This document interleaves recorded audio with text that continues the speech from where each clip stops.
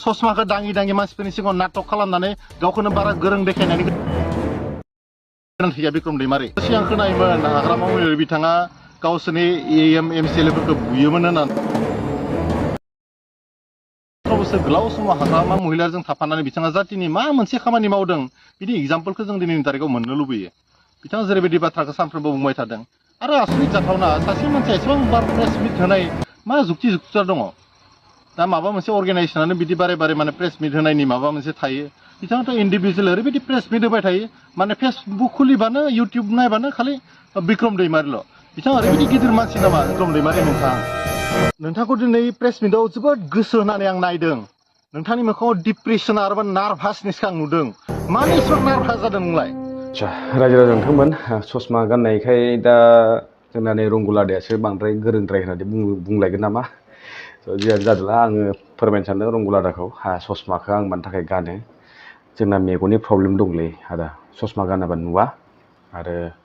मोदै गयो गोबां जेंना दङ जोंबो सानो ससमाखौ गाना होननानै नाथाय ससमा गाननाया सोरखौबा बाराद्राय गोरों होननानै फोरमाया स' बे खोथाखौ नोंथाङा एसे क्लियार खालामना लानांगौ आरो जुदि ससमा गाननाया जुदि एसेबां प्रब्लेमबा ससमा गाननायखौ जुदि सोरबा बांद्राय गोरों दिन्थिनाय मानसिखौ बुङोब्ला अब्ला आं सानो प्रमद बर' जोंना CM सार बिथाङाबो ससमा गानो सम सम स' बिथाङाबो सम सम जेब्ला ससमा गानो अब्ला बांद्राय गोरोंद्राय दिन्थिनो नागिरो नामा नोंथांनि बुंनाय बायदिब्ला आरो स' बेबायदि हारसायाव मोनसे बुंनाय दंलै तुलुङा मन्तब्य ना नोंथाङा मोनसे तुलुङा मन्तब्य खालामदों गोरलै गथ'फोर बायदि मोनसे खोथा बुंदों ससमा गाननाय माने बाराद्राय गोरोंद्राय दिन्थिदों नामा निजेखौनो होनना बुंनाय बाथ्राया स' बियो बबेनि जुक्ति बाथ्रा जाखो बेबायदि टपिक्सखौ लानानै नोंथाङा जुदि डिबेट खालामनो नागिरदोंबा लाजिथावना बाथ्रा आरो दिनै जोङो कमेन्ट्सनि माखासे रिप्लाइफोरखौ फरायगोन एन्ड नोंथाङाबो क्लियार जानो हागोन बेनि थ्रुयै रायजो राजाफोरनोबो फोरमायना होनो नागिरदों आङो स' नोंथांनि बागै रायजो राजाफोरा मा सानो नोंथाङा डिबेट खालामनायनि सिगां अलरेडि नोंथाङा जेननानै दंखायो बर्थमान स' नोंथांजों डिबेट खालामनो गोनां बिक्रम दैमारि आदाया एख' दरखार गैया होननानै जों सानदों स' जों डिबेट कमेन्ट्सफोरखौ फरायलांगोन लासैनो स' बेनि सिगां आरो मोनसे खोथाबाव प्रेस मिट माने खनले होबाय थायो होननानै बिक्रम आदाखौहाय बुंदों आरो संबिधाननि खोथा बुंदों स' रंगुल आदानाव सोंनो लुगैदों आङो बबे संबिधान बबे कनस्टिटिउसनाव दङ जे खनले प्रेस मिट होनो हाया होननानै नोंथाङाबो नोंथांखौ सोर बादा खालामदों नोंथाङाबो खनले प्रेस मिट होनानै नोंथाङाबो माखासे जेंनानि बाथ्राफोरखौ लाबो रायजो राजानि सिगाङाव स' नोंथांनिबो मोनसे रेसपन्सिबिलिटिसो आरो जों बयबो लुबैयो स' बेबायदि खनले प्रेस होनायखौ जाय एख' बाजानाय गैया नाथाय नोंथाङा मानि थाखाय बाजादों बे बिराद साननो गोनां बाथ्रा नोंथाङासो आसरित जानो गोनां जे नोंथाङा बिथांनि प्रेस मिट होनायखौ लानानै नोंथाङा जोबोद गिदों नामा नोंथाङा जोबोद डिप्रेस जानानै दिनै तुलुङा मन्तब्य होननाय बाथ्रा बेबायदि स्टेटमेन्टफोरखौ नोंथाङा होलाबाय थादों एबा ससमा गानबा गोरोंद्राय जायोनो संबिधानाव गैयानो खनले प्रेस मिट होनाय निजेखौनो बांद्राय गोरोंद्राय देखायनाय बेफोरबायदि बाथ्राखौ लानानै नोंथांजों बिक्रम दैमारि आदाखौ गावनि बेसेन गोनां समायखौ नोंथांजों डिबेट खालामनानै नस्थ' खालामनाङा होननानैसो आं सानो स' नोंथाङा मा बुंगोन बेनि हिसाबै नोंथांनि खोन्थासै आरो रायजो राजाफोराबो खोन्थाहर कमेन्ट्सआव रिप्लाइ हरबानो जाबाय स' दाना जोङो फरायनो थांसै दाख्लै मैयानि होनाय माखासे भिडिअनि सायाव रंगुल बर' आदानि सायाव रायजो राजाफोरनि माबायदि साननाय आरो माबायदिहाय खालामथावना नंगौना नङा स' बेखौ जों कमेन्ट्सफोरखौ नायोब्ला जों रोखा मोन्थिनो हायो माने बेयाव गोबाङानो कमेन्ट्स खालामदों गोबाङानो गावनि पइन्ट अफ भिउखौ खोन्थाहरदों स' आसा खालामदों रंगुल आदायाबो बे भिडिअखौ नायोब्ला नोंथाङा बुजिगोन रायजो राजाफोरनि साननाया माबायदि स' जों जागायसै कमेन्ट्सखौ फरायनायखौ खुलुमबाय रायजो राजा नोंथांमोनखौ आरो फिन खनसे हेल' SB ब्लगाव आंनि दिनैनि गोदान ब्लगाव बेखौ बरायनाय थाबाय स' दिनै जोङो कमेन्ट्स माखासेफोरखौ फरायगोन दाख्लै थांनाय भिडिअआव जों माखासे रायजो राजाफोरा मोजां कमेन्ट्स हरदों स' बेखौ जोङो फरायथिनानै होनोसै स' कमेन्ट्सफोरखौ आङो स्क्रिनाव होगोन नोंथांमोन नायलांबानो जाबाय आरो भिडिअनि लिंकखौबो होगोन फिन स' बेवहाय माबायदि कमेन्ट्स हरदों रंगुल आदा बिथांनि सायाव स' जोबोद इन्टारेस्टिं कमेन्ट्सफोर दङ माखासे रंगुल आदाया जि बारे खनले बुंबाय थादों डिबेट खालामनो मानो फैयाखै ना डिप्रेसनाव दङ गिखांनाय फैदों नामा होननाय माखासे खोथा बुंदों स' माखौ गिनो नोंथांखौ माखौ लानानै गिनो सैथो खोथाखौ बुंबा रावबो गिया आरो डकुमेन्ट्स होनानै माखासे एलिगेसन लाबोदों होनना बुंदों औ थार खोथा एभिडेन्स दङ स' बेफोरबायदि डकुमेन्ट्स दिन्थिनानै बुंनाया साबसिन नङा होमबा जों एसे होमबाना फोथायनो मोजां जायो स' नोंथाङाबो लाबो बेबायदिनो नोंथाङा खिन्थु नोंथांखौ वार्निं होनाय बायदिसो मोनदों दे आङो अके स' गिबियावनो नै बे user GB610 very good news sir respect you thank you आरो सेकेन्डलि बुंदों yes you are right bro where there is money there is Rangul आरो बुंबावदों he will die for money but he will not die for Boroland movement and बेनि उनाव नैबे सासे बिरन्जय बर' बिथाङा बुंदों Rangul is no matter for Boro community he is only on benefit थारमाने बिथाङा गावनि निजेनि लाबालाब निजेनि सुबिदानि थाखायसो बेफोरबायदि माखासे दिनै ससियेल मिडियायाव बिक्रम दैमारि आदानि इमेजखौ लाबोनानै गावनि एडभार्टाइजमेन्टसो खालामनाय बायदि मोनगासिनो दं जोङो मानोना बिक्रम दैमारि आदानि एटेनसनखौ नुनानै बिथाङाबो एसे सोमोनांदों नामा स' गावनि फारसे एटेनसन लाबोनो थाखाय बेबायदि माखासे खोथा बुंलागासिनो दङ होननासो आं सानदों आरो स' जेनेरला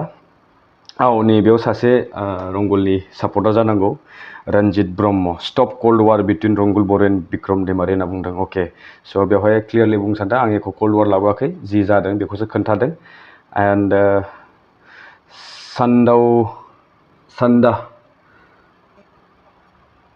सान्दावसा Daimary very good speech bro thank you बेनिफ्राय Dipen Boro' you are right sir Rangul बर'आ फैसानि थाखाय प्रमद बेफारिनि खिबु सुदों सार बिक्रम दैमारिया हारिनि थाखाय खामानि मावदों औ थारैनो सैथो खोथा हारिनि थाखाय मावोब्ला जेब्लायबो सोंखारि जानो गोनां जायो स' बे एख' नङा बिक्रम दैमारि आदाया एख' गिनांगौ गैया आरो रायजो राजाफ्रा जों जेब्लायबो नोंथांजों दङ नोंथांनि जि खामानि बेखौ लांबाय था गोजौसिम आरो खनले प्रेस मिट होबाय था जोंहा बेयाव एख' बाजारनाय गैया सोरबा मेगन गोसा मानसिफोरा बाजारदों जानांगौ स' बेफोरखौ इगनर खालाम Siddhartha Ramsiary don't want to make cold war एमां टु दा बर' एखे खोथा सिगाङावबो बिदि सासे बुंलांबाय स' बे सानै जाबाय बिथांनि सापर्टार जानांगौ आरो दानसोरां बासिस स्टार्ट अके राइट डाइरेक्सन एन्ड डिसकासन अके थेंक इउ बेनिफ्राय मोजां जादों भिडिअआ होनना बुंदों सासेया माजाग्रा ब्लगार अके थेंक इउ ब्रादार बेनिफ्राय रन्जित ब्रह्म बिक्रम श' document paper in public and proof औ बेयो सैथो खोथा बिक्रम दैमारि आदाया जेब्लायबो प्रेस मिट होयो अब्ला माबा नङा माबा मोनसे एभिडेन्स लानानैसो खोथाखौ बुंखायो स' बे जोङो मिथिखागौ बयबो रोखा स' बेवहाय बिदिनि थाखायनो माखासेफ्रा एसे मेगन सादों जानांगौ बा बिथांमोनासो एसे डिप्रेसनाव दं नामा होनना सानदों Ratneswar Basumatary you are right brother अके थेंक इउ ब्रादार ओमफ्राय Rex Musahary Rangul Boro' is money in दा फर्म अफ मेन बिथाङा मानसिनि रुपावहाय सासे फैसा of man because he is the one who has jumped from one branch to another and opportunist guy okay थारमाने मोनसे दोलोनिफ्राय बेलेग दोलोआव बारदों आरो दोलोनि खोथाखौ बुंबावदों रंगुल बर' आदाया स' बेखौबो आं बुंनो सानदों नोंगौ गोबाङानो बिदिनो पार्टि सोलाय सोल' खालामनानै थाङो स' बिसो जानाङा जों माखौ बुंनो सानदों बेबायदि सोलाय सोल' खालामग्राया जाय मानसिया जेखौ बिथा गैया स' बिथांमोना बेबायदि गोरा बाथ्रा बुंनायनि बेखौ मोन्थाय गैया होननानै आं सानदों जायफोर सोलाय सोल' खालामदों माने जोङो रायजो राजाफ्रा नोंथांखौ सापर्ट खालायो बैसोरबायदि मानसिफोरखौ सापर्ट खालायो जे हारिनि मोजां मावदों होननानैसो जोङो सापर्ट खालामो नाथाय बिथांमोना उनाव मा जायो सोलायलायो दलखौ स' जों रायजो राजायाथ' सोलायाखैना नोंथांमोननि बे बेनिफ्राय बे दल सोलाय सोल'नि खोथाया बोरै फैखो होनना बुङोब्ला नोंथांखौ बेबायदि बुङाखै नोंथाङा जेब्ला दालालनि खोथाखौ बुंदों अब्लासो जोङो बे खोथाखौ बुंनो बाध्य जादों स' दालालिया नोंथाङासो खालामदों जाय माने पार्टिनिफ्राय फैनानै आरो स्टुडेन्ट इउनियनाव हाबो स्टुडेन्ट इउनियननिफ्राय आरो पार्टियाव थांफिनो मानि थाखाय बेबायदि हाबनो गोनां जादों जुदि नोंथाङा थारैनो हारिनि मावनो सानदोंमोनब्ला नोंथाङा जिखुनु सात्र संगठन बायदि अर्गेनाइजेसन जेरावहाय बिसोरो इन्डिपेन्डेन्ट मोनसे नन पलिटिकेल अर्गेनाइजेसन स' बेफोरावसो नोंथाङा थानानै बेबायदि खामानिखौ मावोबा साबसिन जागौमोन होननानैसो जों बुंदों स' जेयानो जादोंला नोंथाङा बुजिबाय जानांगौ गोरों गोरा मानसि ससमा गाना नालाय जोंथ' ससमा गानो नै ससमाया गदों ओंखायनो दांनांगौ जादों खनले दा बाराद्राय बुंबा आरो गोरोंद्राय नामा होनना बुंजालायगोन स' जों आवगायलांसै कमेन्ट्सआव अके सुशील Basumatary right speech bro thank you brother बेनिफ्राय आरबि बड' निउसआ बुंदों नाइस शेयारिं ब्रादार स' होबाय थागोन बेबायदि मोजां नोंथांमोना सापर्ट खालामलांबाय था Ranjit Brahma Rangul only hunting money and nothing else अके रंगुल इज बेड मेन सानजारां दैमारि आरो जिसिकेल मुसाहारि बुंदों गावनि बिखुंनि जिनिरखौनो जों सानफ्रोमबो नुवा This is a Chinese way of saying by great thinkers, philosophers, hardworking staff. मोजां critics जानो सोलोंनांगौसै जोंबो सावरायलाय फंबायमोन think of tomorrow's coming generation wow generation okay so बियो जोबोद मोजां खोथा बुंदों so जोङो बेबायदिनो खोथाफोरखौ जिमान सावरायो so बेबायदिनो जों माखासे प्रब्लेम्सफोरनि सल्युशनखौ मोननो हायो so सावरायनांगौ सावरायनायखौ गाज्रि खोथा नङा आरो खुनु संबिधानाव लिरनाय गैया जेरै रंगुल बर' आदाया बुंदों मा खनले बुंबाय थादों होननानै so सावरायनांगौ जों बिदिनो खनले सावरायनानैसो जोङो थार बाथ्राखौ बिजिरनो हायो सैथोसिम सौहैनो हायो जों बेखौ बयबो मिथिगौ and next बिनोद ब्रह्म बुंदों रंगुल बर'आ बिक्रम दैमारिनि आथिं सुग्रा जानोबो समायालै मा बुंगोन आरो आथिं सुग्राबो जानो समायानो okay बिनोद ब्रह्म रंगुल बर'आ सासे दालालि रांनि थाखायनो बियो हारिखौ फानग्रा बिदि मानसि थायोब्ला बर' हारिया जोबस्रांनायनि लामायाव James Jenny Basumatary good okay thank you सानसुमा बि रंगुल बर'आ सासे रां गादि लुबैसुलाल' जाथि हारिखौ सिनायि सुबुंसो ओके बिथाङा सिनायि जानांगौ नाथाय बबे एंगेलजों सिनायो बेखौ मिथिला स' दिनै बिक्रम दैमारिनि सायाव बिथाङा माखासे खोथा बुंदों डिबेट बुंबाय थादों थारैनो माबायदि डिबेट खालामगोन बिथाङा दानि बावैसो आं बुंखांबाय तुलुङा मन्थबो नङा होमबा ससमा गाननाया बांद्राय गोरोंद्राय जायो होननानै बिदि खोथा बुंग्रा मानसिजों आरो मा डिबेट खालामबावनो स' जों थाबैनो फरायलांबावनोसै गोबां दङ फरायख'नो हायाखै आङो निरन्जन किरात होनना बुंदों good and thank you right news जनल बरगयारी बेनिफ्राय इफनेक्स ब्रा 4959 होनना बुंदों बिक्रम मा लिरखो बेयो सोरखौबा थांखिनानै बुङाखै बिटिसि एबा बिटिआर अफिसनि सिस्टेमफोरनि डिसिनि डाइरेक्सनजोंसो सालायजागासिनोखौसो रायजोफोरनो फोरमायदों जंगल बर' दालाल रंगुल बर' लिरनांगौ जानांगौ बिथाङा स' औ बे थार बाथ्रा जों मिथिखादों प्रमद बर'आ जेब्ला मानगोनां प्रमद बर' CMआ जेब्ला बिटिआर सुक्ति जायोमोन अब्ला बुंदोंमोन बिटिआर नामानो बेसेबांबा गोजौखादो आरो थिग बेबायदिनो बिथाङा बुंदोंमोन मोनसे समाव जे जोङो डिसिफोरखौ सोलाय सोल' खालामनो हानायनि मोनसे पावारखौ जों मोनबाय होनना बुंदोंमोन एसपिफोरखौ ट्रान्सफार हरनो हानाय बाथ्रा बुंदोंमोन नाथाय दिनै जों नुबाय मा उल्था डिसिफोरजोंसो सालायजागासिनो दङ स' Infinix Brahma 4959 thank you brother बहुद मोजां पइन्ट लाबोदों नोंथाङा दिबक स्वर्गियारि रंगुल बर'आ बिदि बुंनाया मोजां जायाखै थारैनो मोजां जायाखै जों बयबो खस्थ' मोनफादों बेजों ओंखायनो जों दिनै इउटुबनि थ्रुयै जोङो जोंनि चेनेलनि थ्रुयै रंगुल बर' आदाखौ बेबायदि भिडिअ लाबोनो गोनां जादों स' बेखौबो दा बिथाङा बुंलायगोन बिक्रम दैमारि आदायासो बानायनो थिनदों नामा होननानैबो खोथा बुंदों इयो मोनसे स' बिदि नङा जोंहा एख' बिदि खोथा बाथ्रा जायाखै बिक्रम दैमारि आदाजों जोङो गोसो जानानै नोंथाङा बेबायदि स्टेटमेन्ट होनायखाय जों फल'वार्स नालाय बिक्रम दैमारि आदानि ओंखायनो जोङो स' नोंथांनिबो फल'वार्स दं जानांगौ बिथांमोनाबो कमेन्ट्स खालामना बुंहर स' बेखौबो फरायथिना होगोन आङो आरो बुंबावदों सत्य ब्रह्म सन्जीब मुसाहारि रंगुल भिखारि रांनि गलाम सैमा खिबुनो सैमा खला बेदर गोसोम जोलैनि हांगार अके स' बिदि नंद्राया बिदि होनद्रायनाङा बोरैबा जाद्रायगोन अके जियानो जादोला सत्य ब्रह्म नोंबो बुजियि बादिसो बुंबायलै नोंथां UPPLनि खि मोनजाना माबोरै गभर्नमेन्टनि उल्था बुंबावनो बे रोंगौखानाय रंगुल बर'खौलाय नुनायावनो सिखाव साइज नुखायो आदसा डेन्जारलै रायजोफोरजों मालाबाबो चेलेन्ज खालामनाङा जोबोद डेन्जार जाखायो नुवाखै डेन्जार बाथ्रा बुंखादों आरो जिबि ब्लक दालालसो रंगुल बर'आ आरो सासेबो बिथांनि सापर्टआव गैखाया मानोना जों बयबो मिथिखागौ बिक्रम दैमारि आदाया माबायदि मानसि आरो रंगुलाथ' माबायदि मानसि जों मिथिखागौ जाय मानसिया फाख्रा सिख्राखा बेखौ आरो माबोरै मोजां होनना बुंबावनो CM आरो गुनेस्वर नार्जारिया बुंदों राइट स्पिच मानो बेबायदि जाखो गावजों गाव जों दुखु मोनो पाब्लिकफ्रा अके नंगौ दुखु मोनो आं मैयाबो बुंदोंमोन सानैबो इन्डिभिजुवेलि मोनसे बिराद मोजां पजिसनाव दंमोन एन्ड बेबायदिनो मोजां रायजोनि थाखाय मावलायनायाव मेगन सालायनाङा गावजों गाव गावबागाव लामाजों खारनानै रायजोखौ जेरै हायो ओरै जोंनि जेंना जेंसिफोरखौ सुस्रांनोसो नाजानांगौ आं बेखौनो मैया फोरमायदोंमोन नाथाय रंगुल आदाया दिनै जोबोद रागा जोंनायखौ नुनो मोनदों आङो अके बेनिफ्राय बिनय बर' रंगुला लाजियासै नामा बेबोसो सासे दालाल माथो औ बिथाङा लाजियाखैलै सुजित मुसाहारि बिक्रम दैमारि बुंनाया जा बुंदों बियो 100% सैथो मानोना बियो कमप्लिटलि प्रुभड मोननायनिसो बुंदों मानोना रंगुल बर'आसो सासे दालाल मानोना बै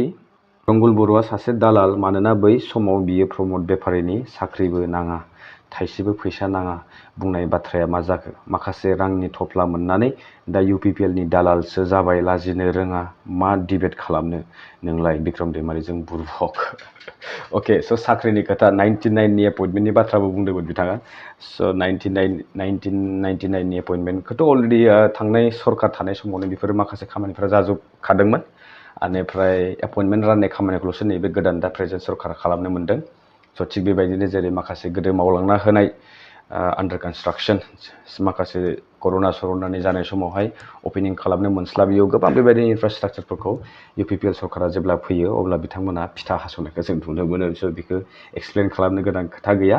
जों अलरेडि मिथिखागौ स' हास' नोंथांमोना फिथा हास'नाय खामानि लादों नालाय हास' बेयाव जों बुंनो गोनां गैया आरो बेयाव नोंसोरा हास'बाबो हास'आवो जों रायजो राजाफोरा मिथिखानाय बाथ्रा आरो नुनो मोनदों जे नैबे आसामावथ' अलरेडि 1 लाख साख्रिनि CM सारा एनाउन्स खालामखादोंमोन एन्ड बिनि माखासेखौ होबायबो नाथाय बेनि माखासे पस्टखौनो जोंनि BTCनि पस्टखौसो हाइक खालामबाय नामा होननानै जों सानदों मानोना जोङो थांनाय बारा एपइन्टमेन्ट मोननाय माखासे मानसिफोरखौ जोंनि BTCनि सिङाव एपइन्टमेन्ट होनायखौ नुनो मोनदों स' बेनि सायावबो टपिक लाबोगोन उनाव आरो जोंनि BTCनि मा जाखो जोंनि BTCआव दासिमबो माने बेबायदि गोबां भेकेन्सिसफोर ओंखाराखै स' बोसोर खनथाम जालांबाय स' बे थाबैनो जानांगौमोन आरो स्टेटआव नै दा बावैसो आरो जानो थांबावदों 33,000 सामथिं जब एडभार्टाइजमेन्ट फैदों अके स' माखासे कमेन्ट्स दंबावो बेखौ फरायजोबथारनोथ' हागोन ना हाला भिडिअ'आबो जोबोद गोलाव जालांबाय अके नोंथांमोना बरिं जानाङा दे नायजोबबानो जाबाय आं बिदिनो माखासे फरायलांबावनोसै आरो भिडिअ'नि लिंकखौ होना दोनगोन आं नोंथांमोना कमेन्ट्सफोरखौ नायनो हागोन जायफोरा नायाखैमोन बे भिडिअ'खौ बा जायफोरा नायदों बिसोरथ' बिथांमोना फरायखाबाय जानांगौ स'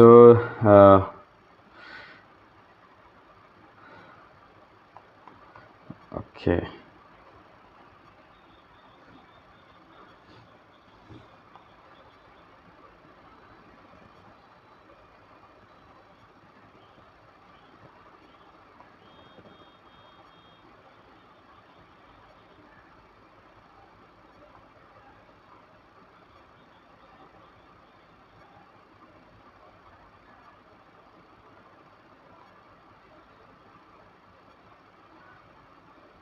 अके बेनिफ्राय मोनसे इन्टारेस्टिं खोथा इयाव सानजारां दैमारि 8313 मा बुंखो सार जायाखै नोंनि बुंनाया गादि लुबैसुलासो नोंबोनो अके सोरखौ बुंखोथाय मोनथिला जेन जादोला सोरखौबा बुंखोमोन आंथ' सार नङा सोरबा सारखौनो बुंदों जानांगौ अके बेनिफ्राय रंगुलनिफ्राय थिनि गुन मोजां बाथ्रा बुंनो हायो नों फंबाया अके स' बिथाङा आंखौ बुंदों अके थेंक इउ स' माच नाथाय बिथांमोना गिदिर गिदिर लिडार दै आं बिसोरखौ बुंनो हाया आं बिदि डिबेटनि चेलेन्जबो खालामा नाथाय रंगुल बर' आदाया जे बुंदों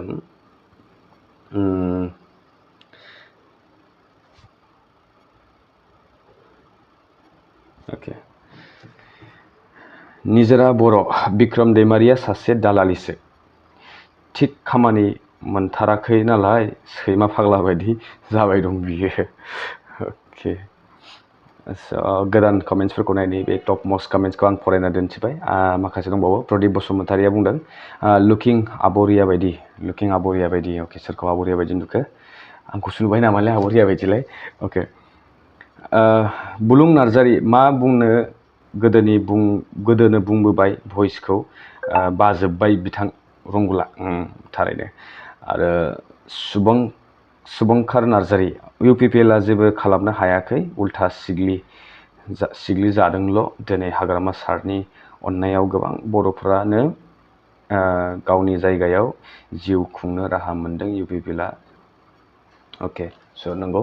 जोङो 17 बोसोरनि खोथा बुंबाय थायो माखासे लिडार्सफोरा स' 17 बोसोराव जोङो मा मोननो हायाखै मा मोनदों स' जों डाइरेक्टलि नोजोर होयोब्ला 17 बोसोरनि सिगां जेब्ला BTC सुक्ति जायोमोन 2003नि सिगांनि माखासे जोंनि हालोदफोरखौ नायोबा जोंनि थासारिफोरखौ नायोब्ला जोबोद दुखुनांथावनामोन आसाम लेजिस्लेटिभनिफ्राय सासेबो MLA बा मिनिस्टार्सफोर दिनैनि समावथ' बुंनो थाङोब्ला PMनिफ्राय लानानै हम मिनिस्टारनिफ्राय लानानै गासिबो जोंनि जायगायाव फैनानै माखासे इलेक्सन केम्पेइन खालामफैयो सम सम आरो थिग बेबायदिनो माखासे प्रग्राम्सखौ लानानै बिथांमोना नुजाफैयो नाथाय बै समाव नोंथांमोना सानना नाय बै समाव 17 बोसोरनि सिगां जोंनाव ना लामा दंमोन मोजां ना न' गंसे मोजां दंमोन ना बेफार फालांगि खालामनो थाखाय माबा मोनसे राहा माबा मोनसे सुबिदा दंमोन जोङो नाख्रेब जायोमोन नेवसि जायोमोन स' बेफोरखौ सब बिथिंखौनो नोजोर होयोब्ला दिनै जोंनि BTCआव गोबां डेभेलप जाबाय आरो जालांबाय थादों आरो जालांबाय थानांगौ होननानै आं आसा खालामदों स' 17 बोसोरनि खोथाखौ बुंबा नोंथांमोन जाय बुङो 17 बोसोरनि खोथा उल्थाहै 17 बोसोराव मा जालांदों मा जालाङाखै बेखौबो फोरमायना होनांगौ खालि 17 बोसोर सासन खालामनानै जाजोब्बायल' बुंनायखौ एकदम गनायथावना नङा जों बयबो मिथिगौ 17 बोसोराव दिनै जोङो जिर' फाउन्डेसननिफ्राय दिनै लानानै गोबां गिदिर गिदिर इनफ्रास्ट्राक्चार जाबोबाय स' बेखौ जों बयबो नुनो हाखायो बेखौ खनले एक्सप्लेन खालामनो गोनां दङ होननानै आं सानाखै स' जोङो सोरगिदिं नायबानो जोङो बे खोथाखौ बुजिनो हायो अके स' जियानो जारला नै आरो माखासे दंबावो कमेन्ट्सफोर बुलुं नार्जारिया बुंदों मा बुंनो गोदोनि बुंनाय भइसखौ अके बेखौ फरायखांबाय अलरेडि ओमफ्राय दाना फैनोसै गुनेस्वर नार्जारि राइट स्पिच मानो बेबायदि जाखो गावजों गाव जों दुखु मोनो अके स' बेबायदिनो स' जोब्बाय रायजो राजाफोर स' बिसोरनोसै माखासे कमेन्ट्सफोरा थालांबाय जानांगौ थालांबायबा नोंथांमोना भिडिअ फिन नायफिननानै कमेन्ट्सफोरखौ स्टाडि खालामनो हागोन स' रायजो राजाफोरनि रायजो राजाफोरा रंगुल बर' आदाखौ लानानैहाय माबायदि साननाय दङ गोसोआवहाय आरो सोरखौ बांसिन सापर्ट खालामो सोरनि खोथाखौ बांसिन सोरनि खोथाया बांसिन रज'यो जोंनि गेजेरावहाय आरो सोरनि खोथाया बांसिन सैथो थारैनो स' जों बेखौ अलरेडि नुबाय स' बेवहाय डिबेट जालायनांगौनि खोथा फैया आरो जायोब्लाबो जों नेनानै दङ स' बेखिनिखौ बुंनानै आं दिनैनि भिडिअखौ फोजोबबाय माबाफोर बुंनो दंब्ला जेब्ला प्लिज कमेन्ट बक्सआव कमेन्ट खालामनानै आंनो फोरमायहर स' आं बेनि सायाव आरो टपिक लानानै नेक्स्ट फिन नोंथांमोनजों सावरायगोन बा रायज्लायगोन स' गोजोनथोंसै